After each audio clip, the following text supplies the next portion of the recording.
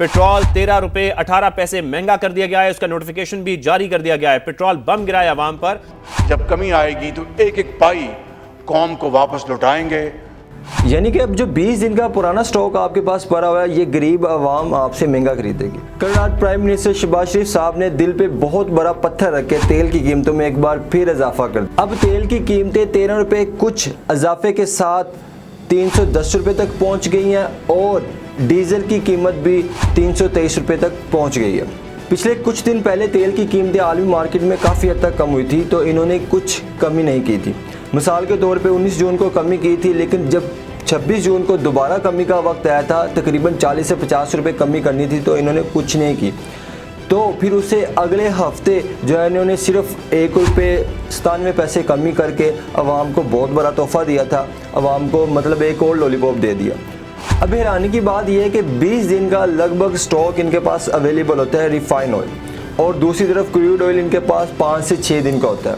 के तकाजे के मुताबिक वो क्रूड रखते हैं, या सर क्रूड जो होता है वो 5-7 दिन का होता है, और उसके बाद जो आपका जो OMCs के पास रिफाइंड प्रोडक्ट होती है वो 20-21 दिन की होती है। अब इसका सीधा सीधा मतलब ये है कि 20 दिन का पुराना स्टॉक ये अब महंगा बेचेंगे और आवाम की जेबों पे एक बार फिर जो है वो डाका डालेंगे। मैंने पिछले व्लॉग में भी बताया था कि पिछले हफ्ते तकरीबन 40 से 50 रुपये ऑयल में कमी होनी चाहिए थी, लेकिन सिर्फ 1 रुपये 97 पैसे कमी की। अब इधर ये नहीं समझ आती कि जब पेट्रोल सस्ता करने की बारी आती है तो ये कहते हैं कि हमारे पास 20 दिन का पुराना स्टॉक पड़ा हुआ है, हम इसको बेचेंगे, देन जो है वो सस्ता करेंगे। और अब ये कौन सा फार्मूला है कि 2-3 दिन पहले पेट्रोल की प्राइस आलमी मंडी में ज़्यादा हुई है, तो इन्होंने 2 से 3 दिन के अंदर अंदर ही पेट्रोल की प्राइस बढ़ा दी है। यानी कि अब जो 20 दिन का पुराना स्टॉक आपके पास पड़ा हुआ है, ये गरीब आवाम आपसे महंगा खरीदेगी। एक तरफ हमारे पेट्रोलियम मिनिस्टर जब पेट्रोल की प्राइस बढ़ानी हो तो कहते हैं कि क्रूड ऑयल की प्राइस इंटरनेशनल मार्केट में बढ़ गई है, इस वजह से हमें पेट्रोल की प्राइस बढ़ानी पड़ रही है। और दूसरी तरफ जब उनसे सवाल होते हैं कि क्रूड ऑयल की प्राइस इंटरनेशनल मार्केट में कम हो गई है, तो आपने अभी तक कम क्यों नहीं की, तो वो बड़ा सिंपल सा हंस उसके जवाब देते हैं कि क्योंकि हम जो है वो 70% जो है वो पेट्रोल रिफाइन खरीदते हैं, उसकी प्राइस जो है ज़्यादा है, तो इस वजह से हम जो है कम नहीं कर सकते। कीमत का ज्यादा होने का सिर्फ और सिर्फ वजह यह है कि बैनुल अक़वामी मंडी में खाम तेल जरूर सस्ता है, पर पेट्रोल जो हम इंपोर्ट करते हैं वो आज भी $15-20 ज्यादा है। पेट्रोल इधर एक टेक्निकल पॉइंट ये बनता है कि आप मतलब रिफाइन ऑयल खरीद रहे हैं, महंगा खरीद रहे हैं, आप रिफाइनरी क्यों नहीं लगा रहे।